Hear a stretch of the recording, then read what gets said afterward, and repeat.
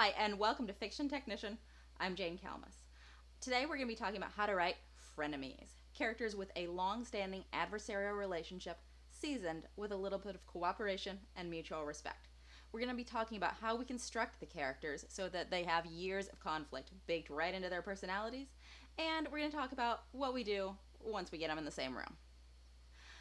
So this is not the video that I intended to upload today. However, Rene Auberjonois passed away last week, and I really wanted to do something to celebrate the amazing contribution that he made, to the Star Trek universe, but also to my childhood.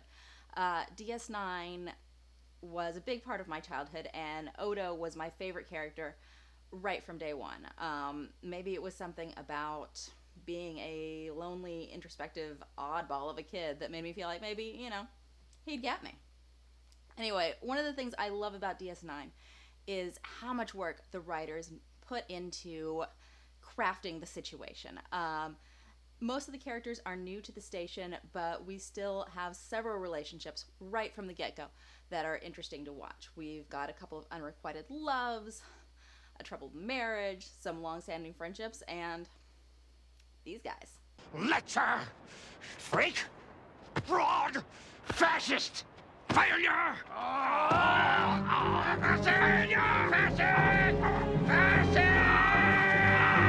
Odo and Quark were always great fun to watch together, and we're going to talk first about the foundation the writers laid to make sure that would happen. First, Odo and Quark have conflicting goals. Odo is law enforcement, and Quark is a small-time crook, so they are always going to have goals that are at odds. Odo's trying to catch Quark, Quark's trying to get away with whatever he can. Also, they have conflicting philosophies. You're not going to take the law into your own hands. The law? Commander, laws change depending on who's making them. Cardassians one day, Federation the next. But justice is justice. Law enforcement isn't just what Odo does, it's who he is. And as for Quark, well, his philosophy could perhaps best be outlined by the rules of acquisition. The 10th rule of acquisition is greed is eternal. So having opposing philosophies means that these characters are never going to just agree to disagree. It's not a practical matter when they butt heads, it is a moral matter. And this not only means that their conflict will be pretty much eternal, but it also means that they will feel compelled to criticize one another's viewpoints and defend their own. I'll never understand this obsession with accumulating material wealth. You spend your entire life plotting and scheming to acquire more and more possessions until your living areas are bursting with useless junk. Then you die. Your relatives sell everything and start the cycle all over again. And that gives you, as the writer, the opportunity to say what you want to say about those philosophies. All right, now they're enemies. How are we going to bring them together? Well, we gave them conflicting goals. We will also give them one shared goal. Both Quark and Odo support the continuing peaceful running of Deep Space Nine. Odo because it's his job and his calling, and Quark more because of the 34th rule of acquisition. Peace is good for business. And we're also going to give them complementary skills. Both characters should have skills or information or access that the other lacks.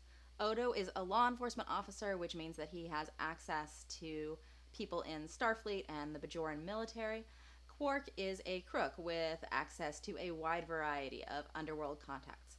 So their shared goal and their complementary skills will keep bringing them together, and their opposing goals and opposing philosophies will make sure that they don't enjoy it. You want something from me, don't you? How'd you guess? It's simple. We've been here more than a minute and we haven't insulted him, threatened him, or arrested him. Exactly. All right, now we've got our characters and they're all ready to fight. What are we going to do with them? Well, we're going to put them together. We're going to let them insult each other, jab at each other, express their philosophies, and importantly, we're going to let them both score points. Odo is our hero in this show, and so he, more often than not, gets the last word when he and Quark clash, but not always, as in this scene. I'll beam you over. You? Relax. I served on a Ferengi freighter for 8 years. Right. I must have witnessed the procedure hundreds of times. Witnessed? You mean to say you never handled the controls yourself? Energizing! It just wouldn't be fun if Odo was always the one to win. It would begin to feel like he was beating up on somebody without the capability to fight back. All right. Also, when they score points, we're going to let them both deserve it. When Odo gets the best of Quark, Quark obviously deserves it because of his deception and avarice. But when Quark gets the best of Odo, he also deserves it because of his sneering, his judgment, and his overzealous law enforcement, which does sometimes border on harassment. Let them both deserve it is really just another way of saying that we are going to let each character have flaws that come into play when they interact. Lastly, every once in a long while, we are going to bring down the walls. In the second season, Odo is deeply distressed because his unrequited love for Major Kira is once again suffering a major defeat. And who shows up with some tough love for him? Quark. Frankly, I don't care whether you and Major Kira end up living happily ever after or not. I just want to see the situation resolved. And the way I see it, you've either got to tell her how you feel or forget about her and get on with your life. Quark explains that people on the station have faith in Odo, but because of his depression, they are losing faith, and that means that Quark is losing money in the manhunt pool, which is a betting pool to see how long it will take Odo to solve a particular murder. Unless you do something about the situation, I'm going to have to stop running the pool. I'm devastated.